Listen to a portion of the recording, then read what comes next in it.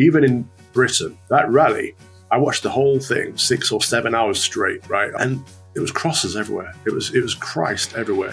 Every speaker mentioned Christianity. Everyone holding a placard was holding something Christian.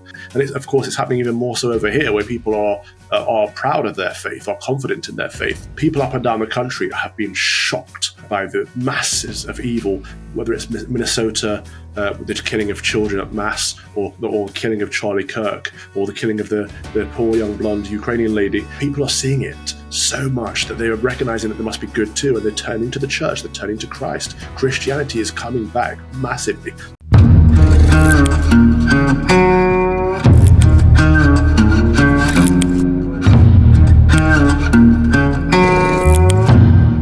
Welcome to another episode of Fox and Father with me, the Fox, and him, the Father. It's a show where it used to be about Calvin teaching me about the ways of righteousness, and it kind of still is, but it's also now a show about his biceps. It's not a show. Shush, Come on, give us a flex. No. That would not be humble of me. I did just get. I've got the gym. I'm not going to lie. Lizzie said to me that I looked quite bicepy. You've been training a lot. I train between 2 and 3 times a week, every week since January last year. Yeah. No, January this year. So yeah, I'm now like, don't mess with me. I'm coming after you with my slightly scrawny arms and a slightly painful neck. More protein. I like protein. I'm a protein guy. Let's not get off onto the wrong start, Calv. What's that flag on the right, on your left-hand side? That's our county flag. That's Nottinghamshire. Very good. My St. George's cross is now in the church. So I've put my county flag up. And you know what I've just bought? I should have taken a picture. I've just bought 2 great big flagpoles for my truck. So on one side, I've got the United Kingdom flag. And then on the other side, I've got St. George's cross. I love the fact that in England you'd be pulled over immediately for like in America it's celebrated. You're allowed to hate flagging. In America they're like, yeah, brother. Yeah. How the devil are you? I'm good. Where does that expression come from? What? I'd like to know that. I don't know. I should say I'm well, not I'm good. I strive. Why? Hang on. I'm well. I want to know that, but tell me what I'm asking. So obviously I had that podcast in Florida, the wedding in Ireland, and then I think we spoke while I was in DC at NatCon. Nigel Farage was supposed to be speaking, but he didn't turn up. He did turn up for the Congress meeting, though. I think that's when we last spoke on here. And then from there, I came back home. I led a pilgrimage up to the Upper Peninsula, which was fantastic. Bunch of college lads from up the road. We went to learn about when the Jesuits converted the American Indians, who were, cannibals, 200-300 years ago, for goodness sake, and basically civilized them and taught them the faith and the language. That was amazing. A place called the Cross in the Woods, not too far from there as well. Went over the 5-mile bridge between the lower part of Michigan and the Upper Peninsula. That was great fun. And then I went to Austin, Texas, which, in my opinion, Austin is barely Texas. It's very metropolitan. Don't like Austin. Sorry to people who live in Austin, but I love pure. It's a city. It is a massive. It's just all cities. I can't think of a city I've been to in England or America. Yeah. That I've gone. Or most of Europe, but where I've left going, I'm always blown away by the idea of people going, like you see an advert on the internet or something goes, fancy a city break, a romantic city break. I'm like, I could do Rome. I could do Rome. I could probably do Florence. But the rest of your cities, you can kind of keep them. I don't need them. Yeah, Thanks very much. Drive 30 minutes out of Austin. It is beautiful. I went to a little shrine. I can't remember what it was called. It was a German name. But yeah, there's lots of good spots on the outskirts. I tried to rent a truck, but they were all gone. So they gave me a Bronco, and it was actually good fun. I'm driven one of those. What's a Bronco? It's like a Jeep. It's like one of those 4x4. We don't really have them in the UK, but they're quite popular. Is it a big SUV? It's decent size. It's not crazy. but it's not like a Dodge Ram size big. Is it made by Chevrolet? No, it's Ford, I think. Ford Bronco. I mean, just the name of the cars in America is better. I mean, we've got the Ford Focus. Would you like a Ford Focus or a Citroen Zia Picasso or something like that? It's like, no, I want a Ford Bronco or a Ford Mustang. I wouldn't mind a Ford or a Tahoe or give me something Ram. That make just give Ram. What is this car for? Well, I don't know. Just call the Dodge Ram. Do what you'll do. They are great. So what was going well? I was having a nice time in Austin, and then obviously the world got turned upside down. Oh, goodness me! But before we get to that, how are you? Yeah, I'm good. I'm good because I still feel hopeful. I was very encouraged by the crowds of far-right racist extremists, as Sadiq Khan calls them, who could, literally, I was saying this to Larry, there were so many people there, and we were in a small little place, those of us that are involved in it, right? Yeah. If someone had just turned around that small little place and go, we should storm Downing Street. If someone had gone out onto that stage and gone storm Downing Street, we would have broken down those fences. I'm just saying, not that I want it to happen. I was terrified and full of wonder at the same time. There were so many. They would have done it. If people had said, because there were 7, I think it was on 7 screens going back on this very small 100,000 person march, which is ridiculous. To which took Lee and I 2.5 hours to walk out. We're talking about Unite the Kingdom, the rally that was held in London. Yeah. And I'll lead on to what actually matters, but it was just enormous. And we could have taken over Britain that day. If someone had walked out onto the stage and said, storm Downing Street, storm Parliament, not that we would, because we're not revolutionaries. We're nice people. Well, there's another one coming. There's another one coming. Don't worry. That's already in the planning stages. There's another one coming. And, I think probably my feelings were a mixture of awe. As we were walking out, I saw a drunk guy try and grab the Scottish flag off a Scottish guy. And he was really drunk, when the eyes are just all over the shop. The Scottish guy wasn't drunk. The other guy was drunk. The English guy was drunk. Oh. I don't know about the Scottish guy, but I only saw the English guy, and he was like, yeah. And then his mates just went, stop it. That's not what this is about. And that's why there was so little violence there, except for when the police kettled people off the back next to the, stand up to racism, whoever they are, march. And I was the Soros Brigade.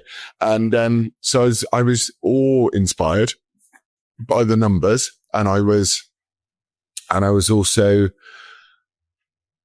terrified because there are so many of us.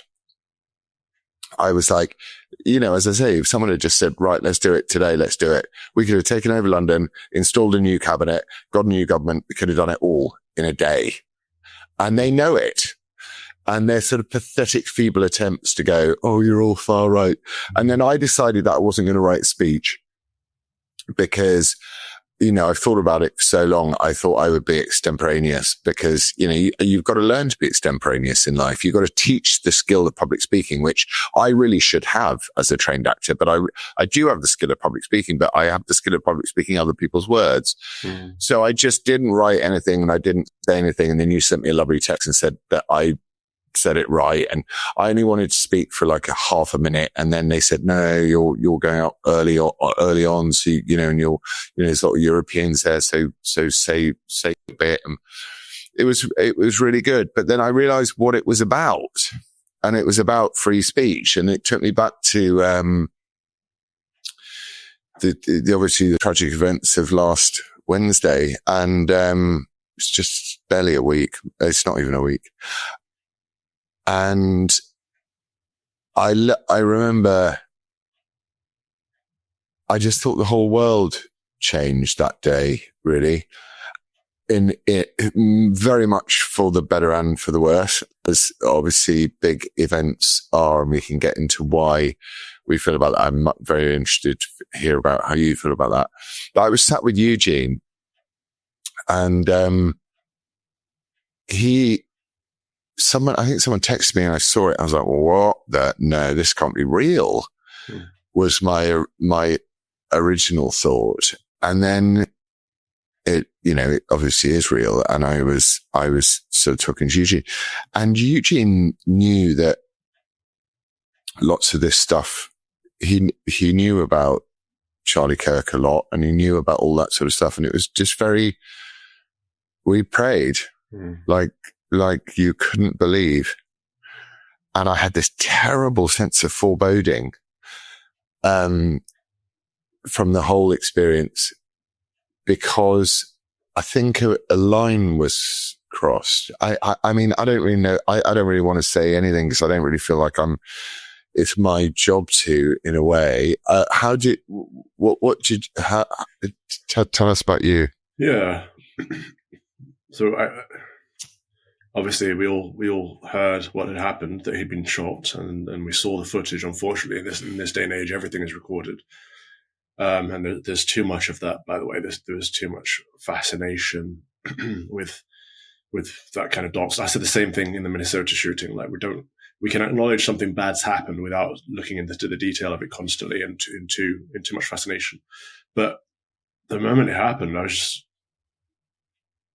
blown away, taken aback. And so I just dropped everything I was doing, did an online rosary session, and said, let's pray because God is good and miracles happen. I fully 100% expected him to recover. We all saw him get shot through the neck and fall back. I still 100.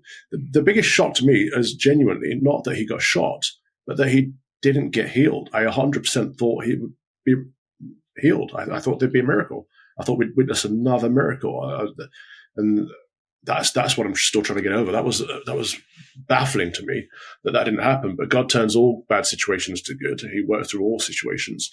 And before we get to the hows and the whats and the whys of what happened, this Sunday we had more young people in church. Yesterday I was at a memorial in the state capital, and people coming up to me saying, I went to church for the first time, or we're going to be joining the OCIA, and this, that, and the other. People are finding their faith because the evil is so prevalent. And it was. You said a line had been crossed. I put it that there'd been a tear in the fabric, in the spiritual fabric. The realms are colliding. We can feel the evil. It's tangible, and that it's across the faces of the demons who are celebrating. It's obviously inspiring the people that are doing the shootings. We now see that what we were wrong all along. We used to say that the left think we are evil, but we just think they're wrong. We were wrong with that. They are evil. Leftism is evil. We can see that. And so we've wanted to correct them. They've wanted to kill us. And that's something we're going to have to deal with. We're going to have to change our entire approach. And it is being changed. And, it's become cliche at this point because so many people have said it, but they killed the nice one. They really did. And now they have to deal with the extremists. The rest of us are far more extreme than Charlie Kirk. He was a moderate. He was a lovely man. And so, when it happened, I don't think I slept for 2-3 nights. And yeah, I knew Charlie, but, I didn't know him like I know you. I consider him a friend, but he wasn't my best friend, but it affected me so much. But speaking to other people, it's affected everyone, even people that didn't know him. And that's what's really opened my eyes to the fact that something has happened. We're living through this generation's JFK shooting or MLK shooting. Like, it's something that's affected our culture for the rest of history now. And it's about what's important is how we handle this going forward. What do we do about this? And I think we've got to be very careful to not let the evil get away with this. We can no longer allow people to push evil and push lies as if it's just another idea, just another thought, no, evil has to be destroyed. It has to be quashed. We have to remove it from the public square. And the people that wanted to debate, well, they killed the main guy that wanted to debate. And my whole thing now is that I'm not here to convince anyone. I'm here to inform. Like, if people choose hell, that is their choice. But we can inform them the difference between heaven and hell and how to get to heaven. And if they still want to choose hell, they are damning themselves. That's not on us.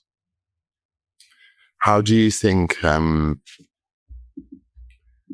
you think there's any resonance between this idea of, and I'm not comparing these things, I'm interested in it, because a lot of the rhetoric that has led to this, the beginning of the murder of public individuals who are not in elected office. So that Charlie Kirk, as much as he has a huge political power and influence, was not like Senator Charlie Kirk or President Charlie Kirk. He's essentially, ran an organization beautifully and very hardworking.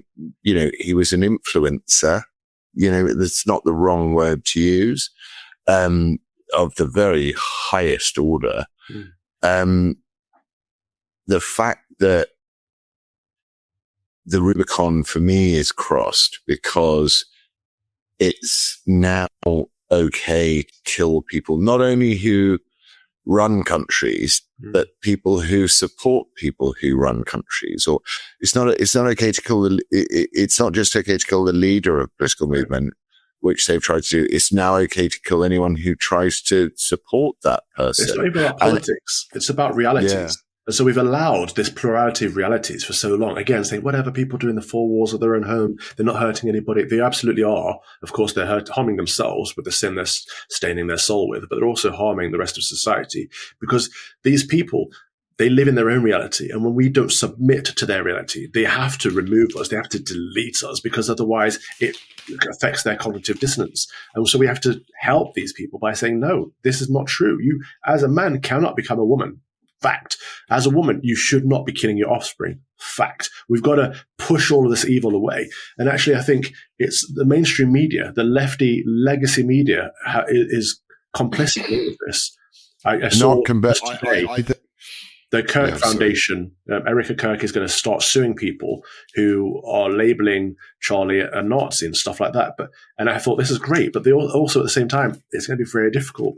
When I lost my faculties for 3 months, when I wasn't allowed to celebrate the sacraments because they were painting me as the Nazi priest, they're very careful. They say Nazi-like salute, or people think he's a Nazi. Then they'll keep using the word Nazi as much as they can, and they'll use the images and whatever they can as much as they can. But they're very legalistic, these snakes. They're serpents. And so they don't actually outright call you a Nazi. And so it's very difficult to sue them. But if she can find... Well, they do. Zara Sultana does call people Nazis. And fascists and all of this stuff. I'm struggling with my desire for a sort of random revenge against the ideas. So the way I've manifested it so far is to turn around and go, when I read Gavin Esler or the news agents or anything like that, is I don't try and dehumanize them.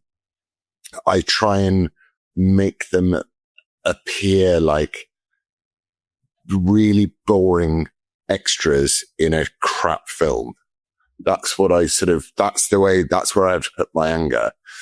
So when I listen to Emily Maitlis talk in the way she does, or Gavin Esler or any of these people, what I do is I try and turn around and go, you realize that these people no one believes your bullshit anymore. And also your bullshit is responsible for the death of these Emily Maitlises, these Lewis Goodalls. They are absolutely complicit. And our job now is to use the weapons that they've set up. So whenever the left get into power, they set up all these weapons to cancel us, to silence us, because they can't have the truth out there in the square. Now, the right are in power, especially in America. So we have to use those same tools that they've set up against them, because they are lies. And so with cancel culture, you and I have fought against cancel culture for so long, but they used cancel culture to cancel the truth. And we need to use cancel culture to cancel the evil, the people that want to kill us. And it's different. We are not the same. And so I fully support people who've been on these hunts online to find people who are celebrating Charlie's death and get them to lose their job, report them to the employers. Also, we've got to realise that it's in response not to cancel culture, but killing culture. Yes, it is killing culture. So when I've thought about this a lot, and as you know, I'm one of the top theologians in Britain. So everything I have to say about the Bible should be listened to and respected deeply because I know it better than anyone else. But when Jesus said, Lord, forgive them for they do not know, Father, forgive them for they do not know what they do. I'm like, these people do know what they're doing. They know exactly what they're doing. So is there a message behind what Jesus was saying when he went, forgive them because they don't know what they're doing, even though they did know what they're doing? Or did he genuinely believe that they didn't know the consequences of what they were doing would have, the effects of the consequences of what they were doing would have on the world? And therefore, because what I want to do is I want to cancel the hell out of all of them. I want Sadiq Khan. The other thing it's done, sorry to ramble, is it's made me look at people as to whether they're British or not in any way. And I look at Sadiq Khan and go, you ain't British. Get out, leave, go, bye. And I've never looked at people like that before. I've always thought about Sadiq Khan and gone, yeah, you're the son of a tooting bus driver. You were born here. You don't know much else. Obviously you go back and forth from Pakistan to advocate for a new airport so we can get more immigrants in.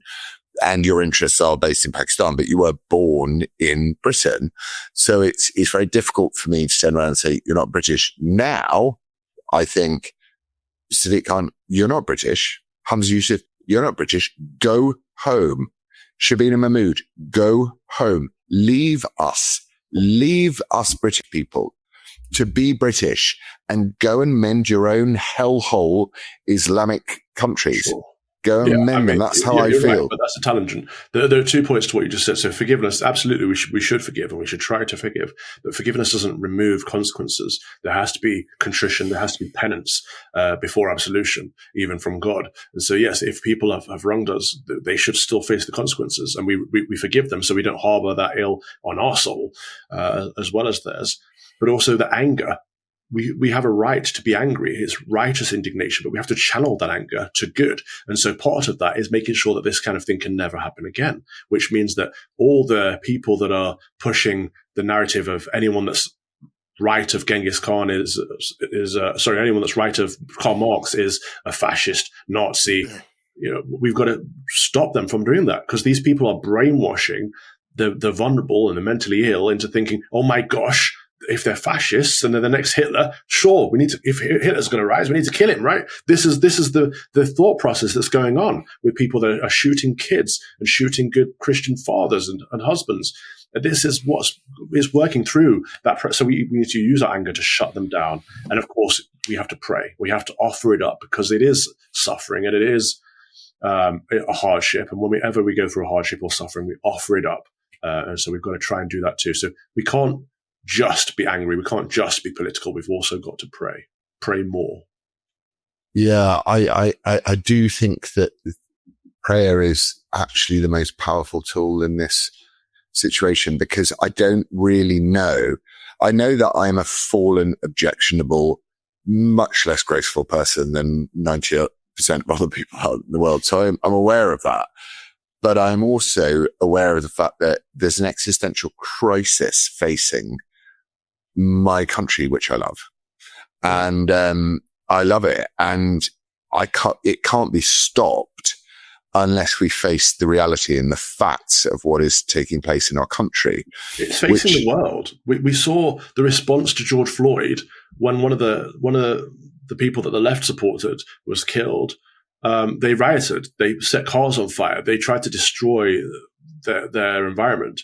When someone who the right supports was killed, we pray. We gather together. We pray together. We pray the rosary.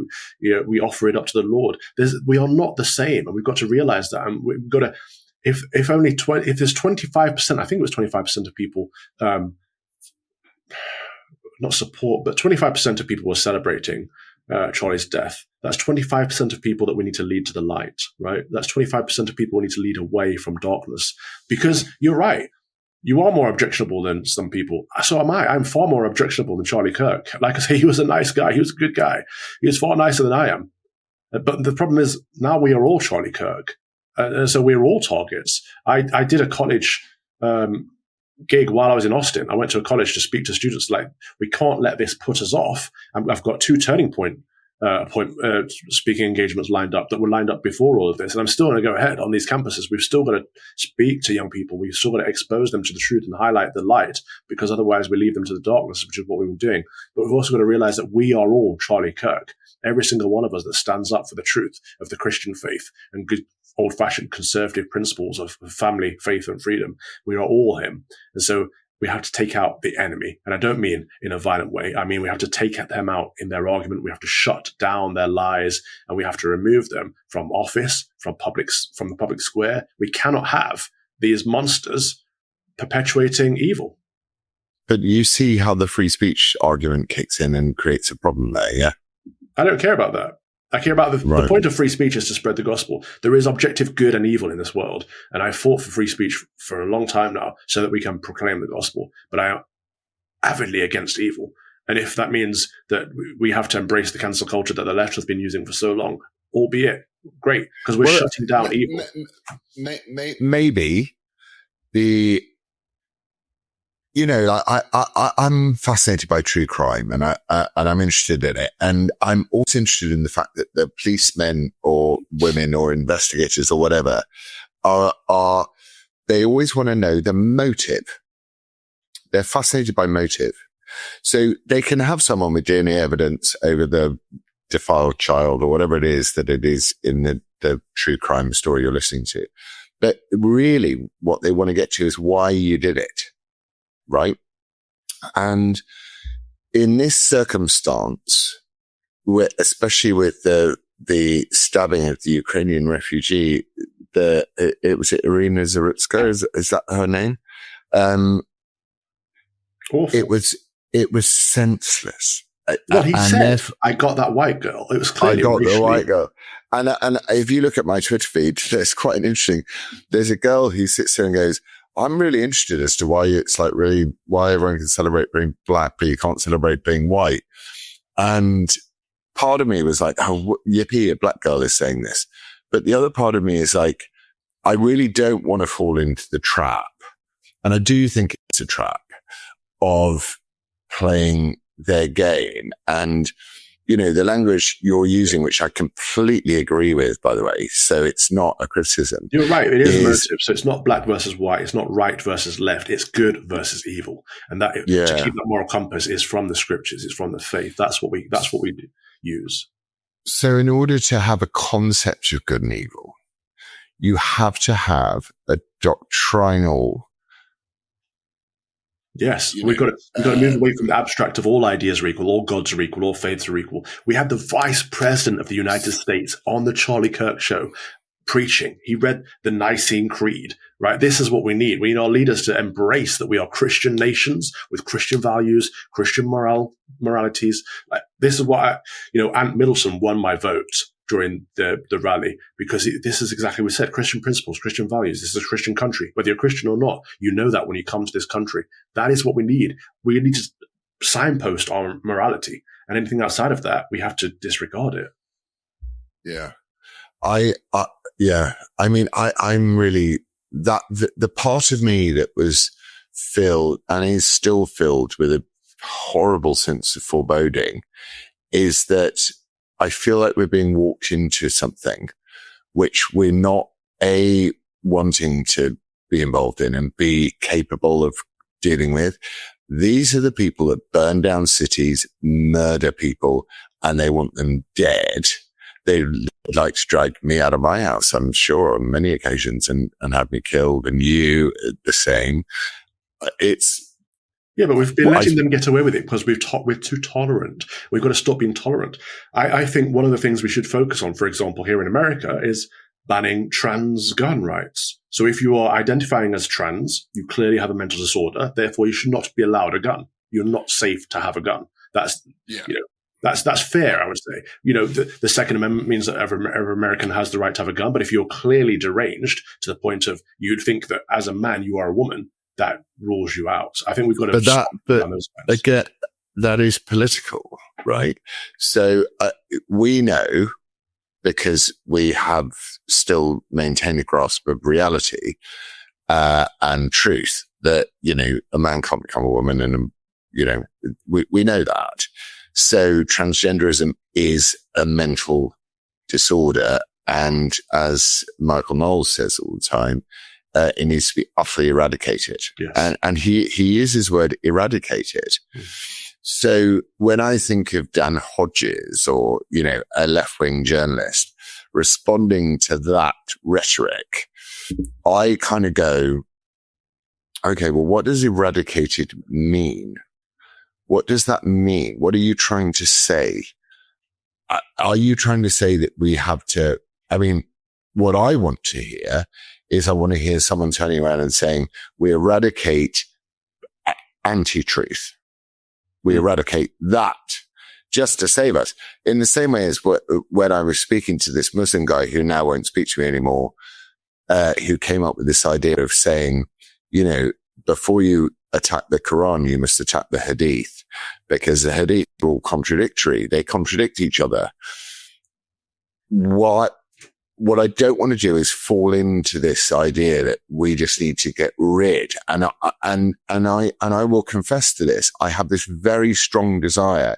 I can now look at a person who is not British, and I can tell you whether they're British or not. And Carl Benjamin, who I spent a good amount of time with at the, it was very security heavy when we were at the, rally. We had to meet at a place far away. We had to be bussed in separately, it was very security heavy.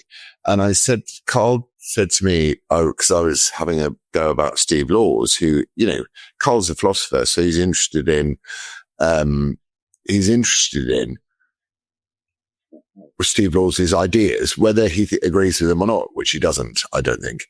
I said, well, I think ethno-nationalism is a complete waste of time. And Tommy Robinson was very clear in saying that Steve Laws is a complete and utter stain on our country. And that's Tommy. Tommy doesn't really have political views on anything, particularly when it comes to that sort of thing. And then Carl said to me, no, I don't think you're a civic nationalist. I think you're a tribalist.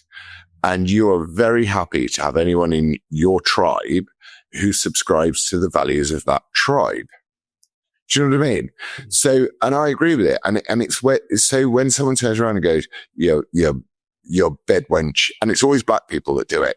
You're bed wench. She's just lying there getting paid for shagging a white guy. And I'm just like, you're so repellent. I don't even engage with them. I mock them by calling her a bed wench in public, just so that the very same people that criticized her for being a bed wench by being racist scumbags know that I'm happy to use their terminology as well. But I'm interested because we are at an inflection point, very much at an inflection point now. As we talked about earlier on in the show, we are at a time where we now have to define what those values are. You are very clear. It can only be Christ driven. It can't be driven by anything else. It can't be driven by anything else. But I think that's happened. I think it's already happened. This has been an eye-opening week. Even in Britain, which is a place where people are more reserved and shy and embarrassed about faith. That rally, I watched the whole thing, 6 or 7 hours straight, right? I was gutted not to be there with you all, but I watched the whole thing with the local Turning Point USA chapter, and it was crosses everywhere. It was Christ everywhere. Every speaker mentioned Christianity. Everyone holding a placard was holding something Christian. Like, if that's happening in Britain, that's amazing. And of course, it's happening even more so over here, where people are proud of their faith, are confident in their faith. Like, people up and down the country have been shocked by the masses of evil, whether it's Minnesota, the killing of children at mass, or the killing of Charlie Kirk, or the killing of the poor young blonde Ukrainian lady. People are seeing it so much that they are recognizing that there must be good too, and they're turning to the church, they're turning to Christ. Christianity is coming back massively, and it is the only way. Of course, the only way to heaven is through Christ. The only way to the Father is through the Son. We know all this, and we've known it for so long, but it's always been a thing at the back of our consciousness as a collective, as a tribe.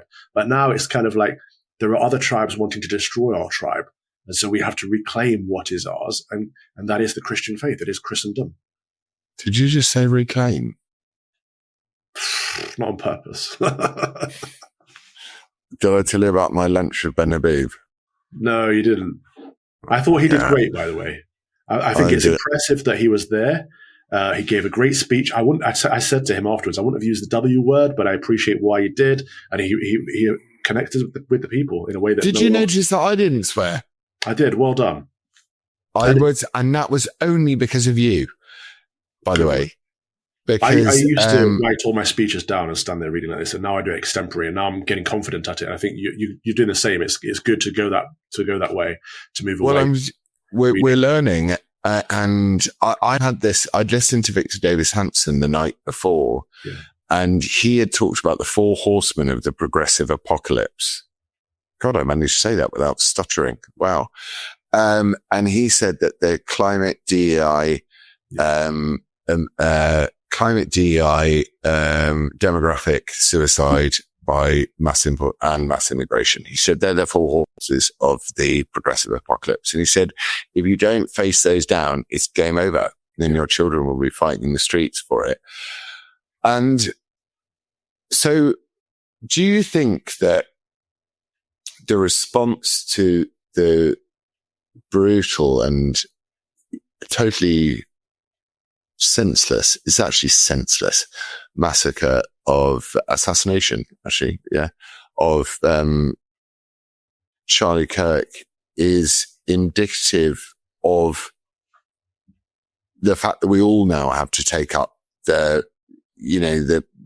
I used the metaphor in my speech not very well, but I wanted to use it more to say you have to take up the sword of truth, and you have to take the sword of truth to the devil, because the devil is so powerful in so many ways, but he's so easily destroyed by truth. Truth kills the devil. He's only powerful in that he's prevalent, but we are more powerful because we have God. We have the truth. We have that sword of righteousness. We have the word of God. And so, yeah, absolutely. All we need to do is speak truth at all times, in love, of course, in compassion, and model what Charlie taught us. I believe Charlie to be a Christian martyr. I think he died proclaiming the gospel. Some of the last words he said were about Jesus Christ. And that's part of why this has been such a shockwave, because it's as we've seen all this evil, we've also seen so much good, and it's like a ripple again in that tear of the fabric of the spiritual realm. And I suppose while we're on the topic, I would want to say a quick, not a eulogy, but just an acknowledgement of how important his work was, not just in the political sphere. We wouldn't have a free country anymore if it wasn't for him. President Trump wouldn't have been elected if it wasn't for Turning Point Actions, Turning Point USA, and Turning Point Faith, and they're all the fruit of Charlie Kirk. But just preaching the gospel up and down the country to young people who come with their questions and many preconceived ideas of what's true and what's not, but just being there and answering their questions patiently is a gift. It's not just a skill, it's a gift. So I just want to acknowledge that. But it's a death sentence. And he was prepared to die for the faith. He was prepared to die for the truth. I think he probably. I think we all have to be, but unfortunately, he was definitely. But it will be used for good. There was a few people on the. I got sent a load of messages before the rally saying, "Please don't go. I've got a horrible sense that And I'm like, well. And one of them was from my son. He was like, please don't go. But we can't cower. We can't hide away. I just said, don't have a choice. Yeah. And it's such an interesting development in the emotional psyche of a person. Like when I was his age, the argument I would have made against the Nazis were just say that, you'll convert from Judaism to Nazism and you'll kill the Jews. That's what I would have said as a 14-year-old.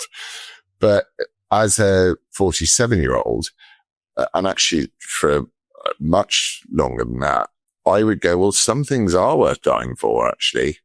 And one of them is the truth. In fact, the only thing worth dying for is the truth.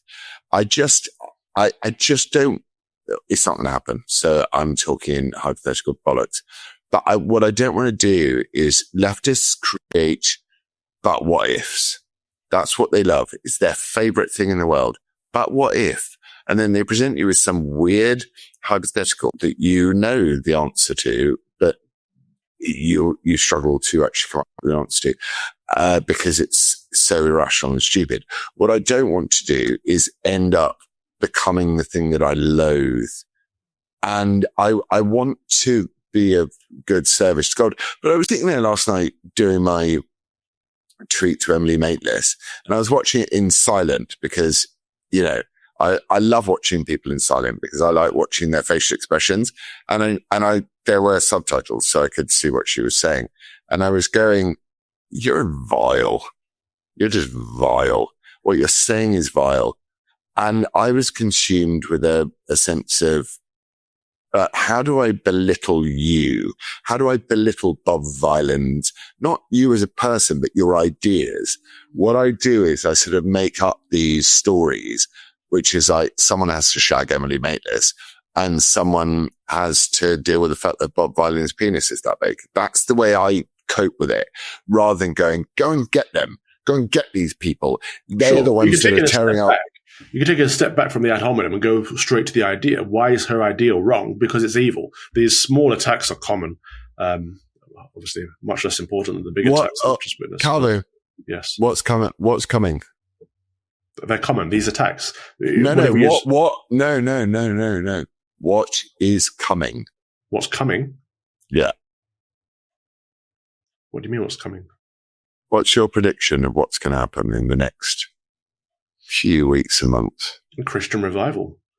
I think people are going to start to stand up. People go to church. People start to believe. People will come to realize that the only way to protect their children and their grandchildren and the future of their countries is to turn to the truth. And even though they've always known the truth in their hearts, they've kind of buried their heads in the sand because they didn't want to upset anyone or didn't want to get into any trouble. All of that's going to be gone now because we're all in trouble. We're all upset. And so people, I think, are genuinely going to start speaking the truth. And that's what we need. That's how we turn the tide. The evil is a minority. They just, again, we've always said they're a vocal minority. We've just got to take their microphone off them and we've got to use ours. What should there'll be a young person watching this show, and there will be someone who likes you, likes the fact that you're courageous, or likes me, or likes the fact that I'm whatever I am, and they will want to know, what should I do? So what should they do? So first thing, go to church, right? Find your local Catholic church, go along. If you can find a traditional Latin Mass, even better. I know people don't like to read the Bible, or people say, how do I read the Bible? Because it seems like a behemoth. It's a big task. Read John's Gospel. Just read the Gospel of John. Which bit of John's Gospel? The whole Gospel. I mean, the Gospels aren't very long. Okay, but we're talking to people that are just at the beginning of their journey. Yeah, set high expectations, mate. Right, so pray before you read it. Pray for the Lord to speak to you in some way or to reveal himself to you in some way, and then just read the Gospel of John, right? It won't take you too long to read it, trust me. But go to a church, join your local Turning Point chapter, whether you're in the US or the UK, and if you have a conservative chapter, such as over here, there's the Republicans, there's college Republicans in the UK, there's, I don't know what I would suggest over there, but try and find like-minded people to be around, to give each other encouragement. And of course, church is a major part of that, but also leaning into the faith. So passing all the anxieties off to Christ and learning how to do that by speaking with your priest and reading the scriptures. So this is a good idea. The idea of the everyday anxieties of life and the flippy floppy nature of human fallenness is very I find it fascinating because, I'm aware of how fallen and ridiculous I am in so many ways. But to have the humility to pass on that anxiety to somebody else, and that for that person to be Christ is very, I can't tell people more that is the best thing you can possibly do with your fear, because it is not, it belongs to the devil, that, and you're carrying the devil's burden in a lot of ways. And I know I can hear myself speaking and I'm just like, Lars, you're becoming some crazy lunatic. No, people believe this stuff. People have seen the demons now. They've seen the people, their faces contorting as they're celebrating the death of a husband and a father. They've seen it firsthand. They know now. But while we're on this topic, I want to give a shout out to Turning Point UK, which is at Point UK. They are my Fox and Father follows this week, because Turning Point USA is a massive project with lots of backing and lots of support. Turning Point UK is not. It is a fledgling by comparison, but it's headed up by a couple of good people, and they've always had my support. They asked me to be a patron a while ago, and I fully encourage young people to take part if you can. Okay. While we're on Fox and Father follows, I would like you all to follow Ola Yemi. Have I done him before? I think so. I love Ola. He literally always, whenever I tweet, okay, have I done Anju? I don't know. I don't keep track. I think Peter. Anju, at UNJUXXXX. So Anju followed by 4 X's.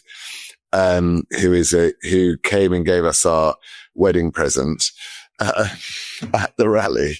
She turns up and she goes, I've got you some presents. And she gave me a hairband with 2 St. George's flags on like springs. And then she gave Lizzie this beautiful hairband with amazing British colours on it. And then she went, oh no, wait. I've got your wedding present. And I was like, oh God, no, please don't spend some money on our wedding present. That's terrible. You're too kind, and people are too kind. And she came out and she gave me a roll of Keir Starmer Lou roll. So I saw the pictures of that. That was hilarious. Did you give it to Wendell and he went to the toilet with it? No, because there was, there's 2 rolls. Okay. And, I've got a couple of lefty mates still who will come round to the house, and that loo roll, the minute I know that my sort of still free speech lefty mates will still have it, and they will have a choice between. You know what? I mean, it's great that you've still got some lefties that are managing to be your mates, and hopefully you'll bring them round to the light from the dark. But I want to take a second to acknowledge this week how proud of all my friends I am. It's, the Unite the Kingdom was one of the best things I've ever seen come out of our country. And you and Carl and Tommy and Katie and Dan. Carl didn't even get to speak. And you know what I love? You know what I love about Carl? On stage. I could see young Bob was like, "Oh, I didn't get to speak," but Carl was like, "Yep, it wasn't my time." But I love Carl, and I've committed with Carl now to meeting up once a month and having dinner. Carl came out in the morning. He went to bed early. You know what Carl's like. He's the complete opposite of whatever he's presented to be. He came out in the morning and he was wearing a suit, and Lizzie said to him, "Oh, you look really handsome and lovely," 'cause he did. And he said, "Well, my mum will be watching, and I don't, and I want her to be proud of me." Yeah. And then really is. He didn't get to give a speech, and Tommy was so worried about it. And I also want to say this about Tommy, and that people don't get about him, is he is a real servant leader. Yeah. Like, he was so anxious and run that thing like from the minute he's like, I said to him, "Look, I'm going to be quick." He's like, everyone's got 5 minutes. And I was like, "I'll be quick." And then he was like, "No, actually, you've got to be a bit longer because, we've got a lot of Europeans," and other people said, "You've got to be a bit longer because there's not that many English people speaking, because, we're trying to create a movement which can like span the world." And Carl is a very humble guy and a really, really thoughtful and fascinating man. And I just go to Lotus Eaters and watch him. I watched him talking with a person I can't talk about, for legal reasons yesterday. And he did the perfect thing, which is you ask ideologues questions. You ask them a series of questions all the time. And it reveals their ideology to themselves first. Yeah. Well, no, because ideologies they don't need to be clever, do they? They're just ideologies. But, it's a very good tactic. So my question to you before you turned into a jowly fucker, sorry to swear. It's my only swear so far. And it will have been cut out, so no one will know. So you can cut out the swear words now as well. Sorry, Theon. But it's the humility, the confidence of humility, the servant leader. That's what we've got to focus. That's what I would say, young people, be confident in your voice and be confident and humble enough to listen to those that you disagree with. And when the line gets drawn at violence, know that you've won.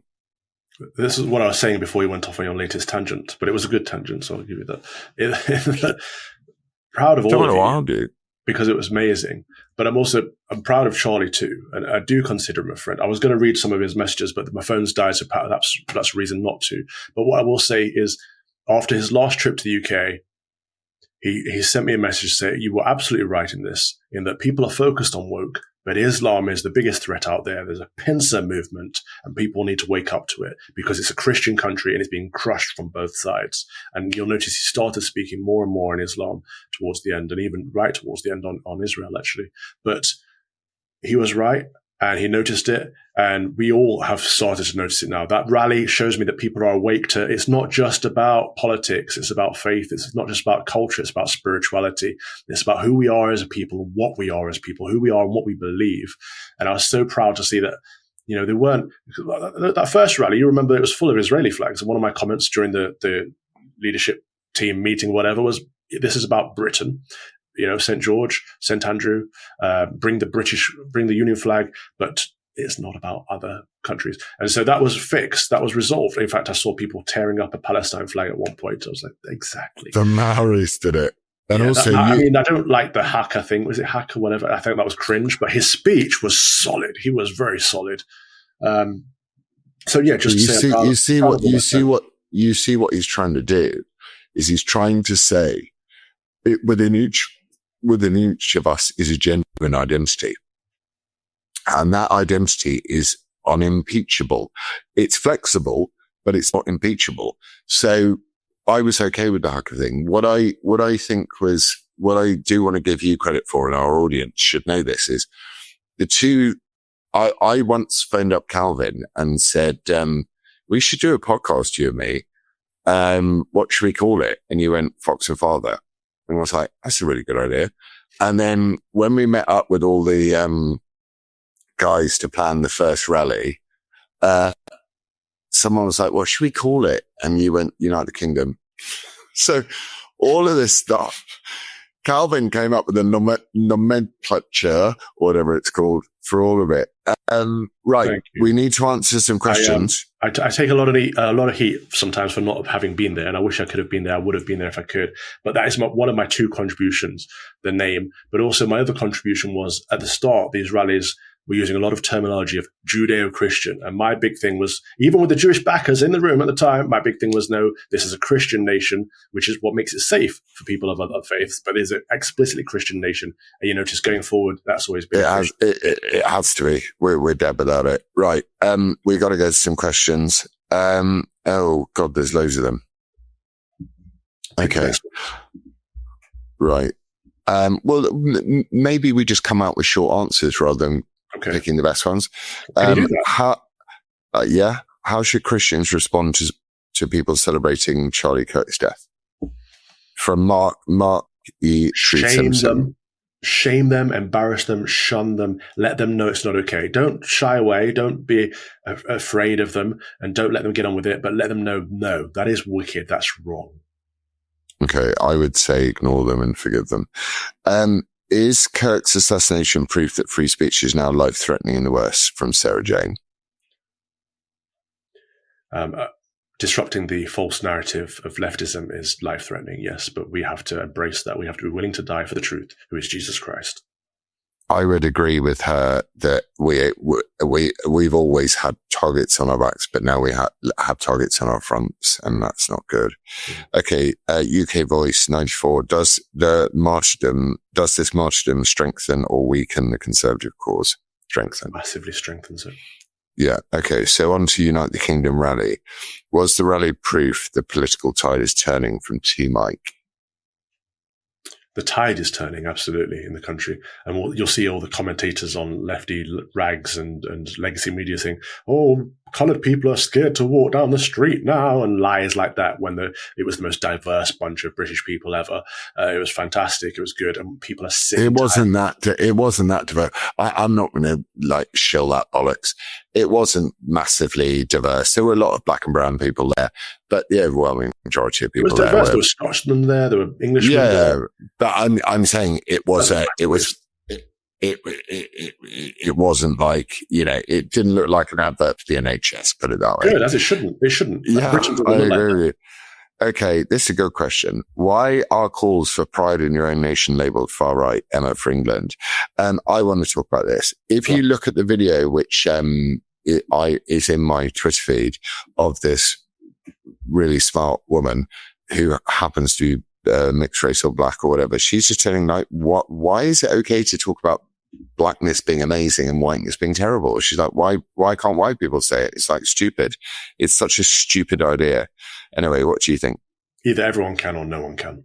There are many great things that white people have done that should be celebrated, and that's a good thing. Okay, this is a question which you will resonate with. Are defections to reform the beginning and the end of the Tory party? We're talking about Danny Kruger, I imagine here. Yeah. Yes. Yeah, I think they are.